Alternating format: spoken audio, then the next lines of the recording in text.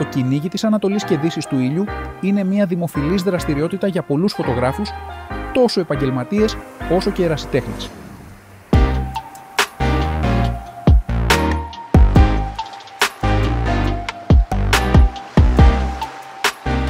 Οι καλύτερες φωτογραφίες της Ανατολής και Δύσης χαρακτηρίζονται από την εκμετάλλευση των μοναδικών φωτιστικών συνθηκών που δημιουργούν εντυπωσιακά χρώματα και δραματικές σκιές.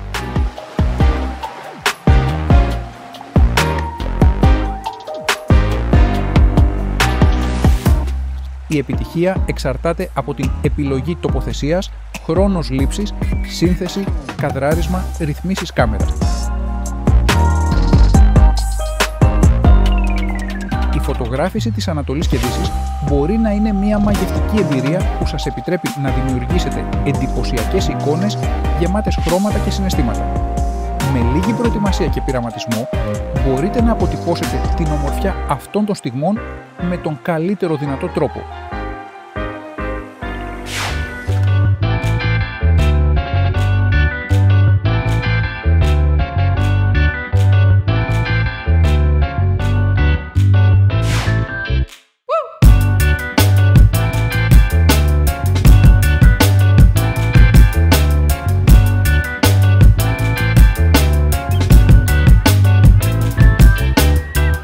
Από την στιγμή που έπεσε στο τραπέζι δεν άργησε να υλοποιηθεί.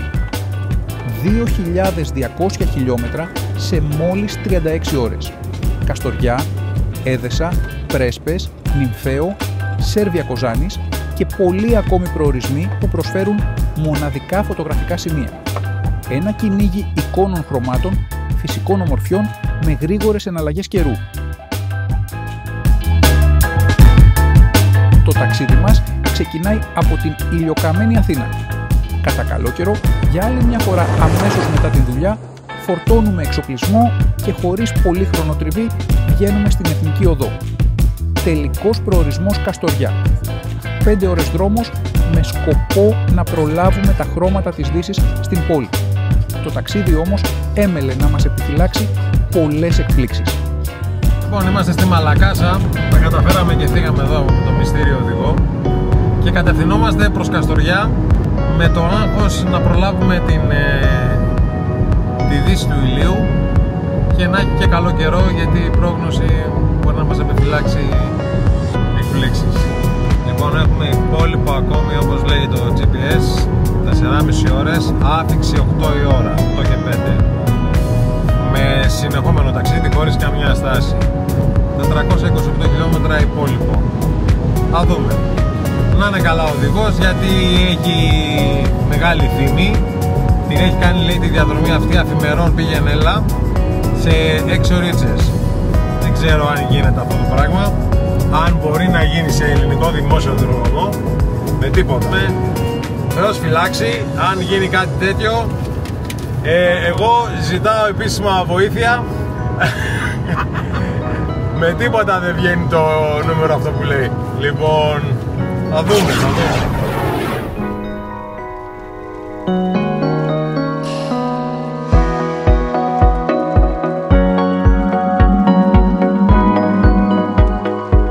Μας βλέπω να τρώμε και βροχή και εμείς περιμένουμε να πιάσουμε τα χρώματα της Δύσης. Δεν νομίζω. Μας βλέπω να έχουμε βροχή και δεν έχουμε φτάσει καν ακόμη, έχουμε ακόμη 200 χιλιόμετρα. Άμα, καταραχτώδη βροχή τη βλέπω.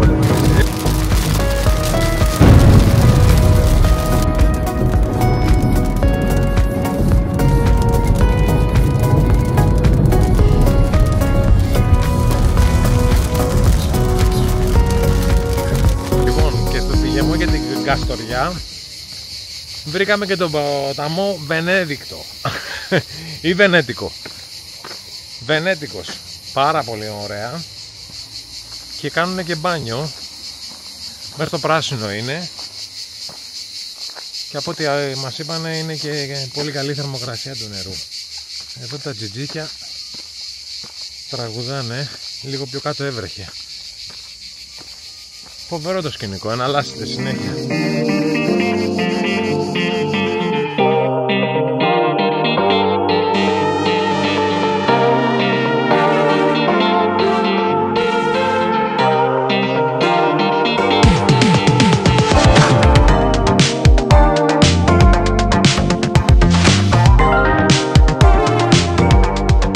Καλώς ήρθατε στην Καστοριά, μια από τις πιο γραφικές πόλεις της Ελλάδας, χτισμένη στις όχθες της λίμνης Ορεστιάδα.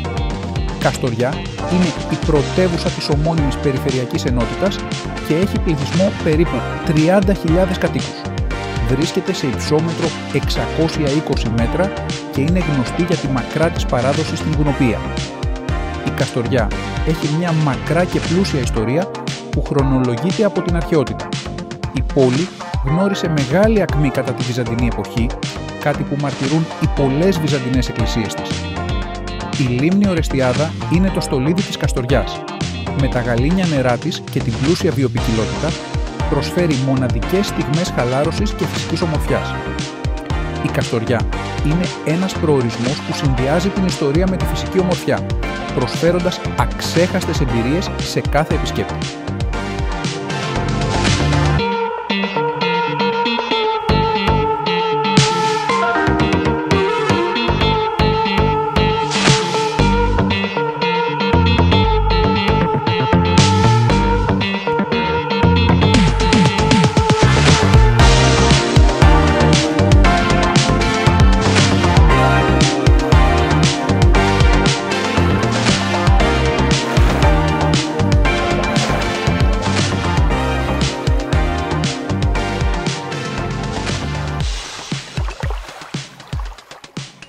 Τα ξημερώματα της δεύτερης μέρας μας βρήκε στο αυτοκίνητο με κατεύθυνση την Μικρή Πρέσπα.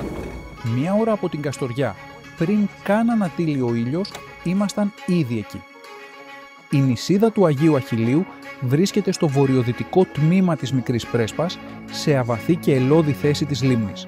Η νησίδα βρίσκεται, όπως και όλη η περιοχή της λίμνης, σε μεγάλο υψόμετρο που πλησιάζει τα 900 μέτρα. Στο νότιο τμήμα υπάρχει κορυφή που φτάνει τα 920 μέτρα, το υψηλότερο σημείο της νησίδας. Η φέρουσο ικανότητα της πλωτής πεζογέφυρας είναι 120 κιλά ανά τετραγωνικό μέτρο. Άρα οριακά περνάω. Να αποφεύγεται η υπερβολική συγκέντρωση ατόμων μόνο στη μια πλευρά της πλωτής. Μάλιστα.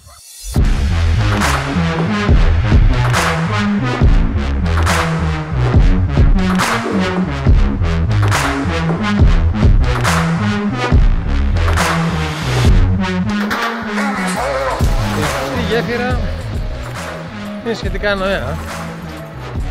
Οι άνθρωποι περνάγανε με πλωτά μέσα απέναντι ή όταν ακούσατε το καφέ, όταν το χειμώνα πάγωνε η λίμνη, περνάγανε με τα πόδια. Ήταν λίγο ρυψοκίνδυνο αυτό.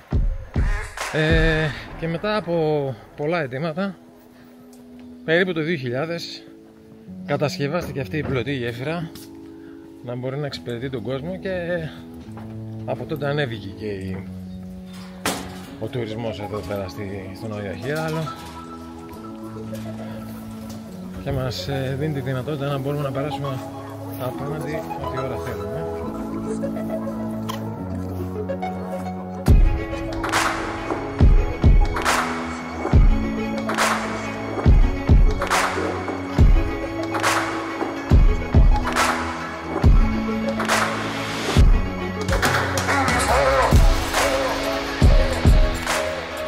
Μαζί με το νησί Ιωαννίνων είναι το δεύτερο κατοικημένο νησί σε λίμνη της Ελλάδος.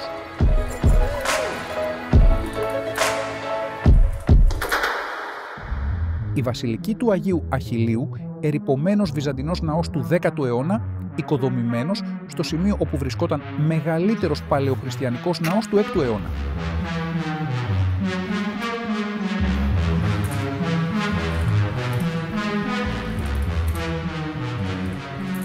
Λοιπόν, έχουμε ξυπνήσει από τις 4 η ώρα τα χαράματα για να έρθουμε εδώ στις Πρέσπες, στον Άγιο Αχιάλλο, για να θαυμάσουμε την Ανατολή, παρέα μαζί με το φεγγάρι, γιατί τυχαίνει να έχει και πανσέλινο, όπου να είναι θα ανατείλει ο ήλιος και θα βγάλει φοβερά χρώματα. Εχθές μας είχε με περίεργες όρεξεις ο καιρός. Μια έβρεχε, μια άνοιγε ο καιρός, μια έκλεινε, αλλά τα καταφέραμε και τραβήξαμε και μια δύση πολύ καλή. Το μέρος είναι καταπληκτικό, ήρεμο, έχει μια μαγεία. Είναι φοβερό. Και είναι και ήρεμα ακόμα, είναι πολύ νωρίς, είναι 6 ώρα το πρωί, 6 και 10 και δεν έχει έρθει κόσμος ακόμη.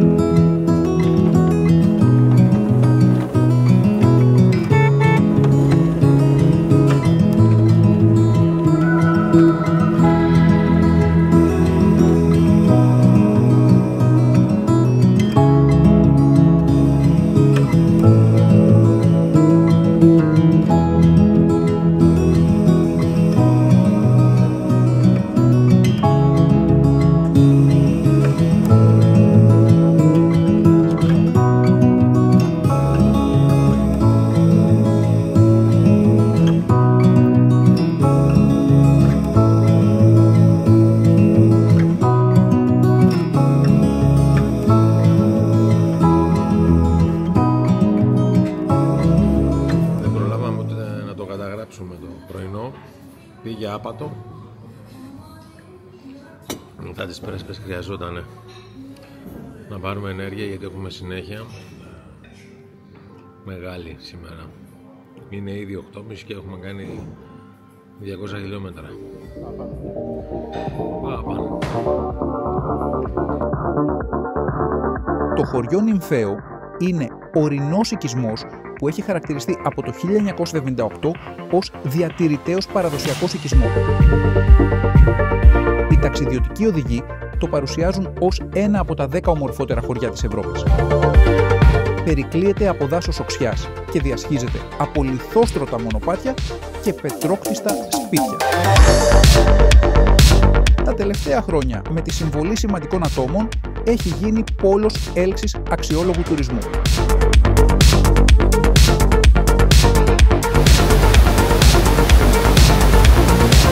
Η Έδεσα είναι πόλη της Μακεδονίας, έδρα του Δήμου Έδεσας και πρωτεύουσα της Περιφερειακής Ενότητας Πέλας.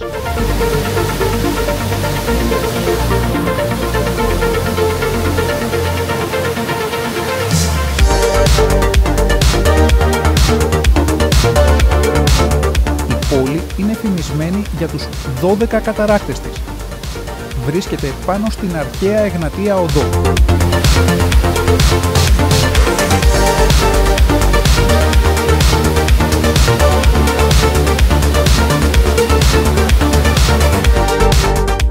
Ιδρύθηκε το 813 π.Χ.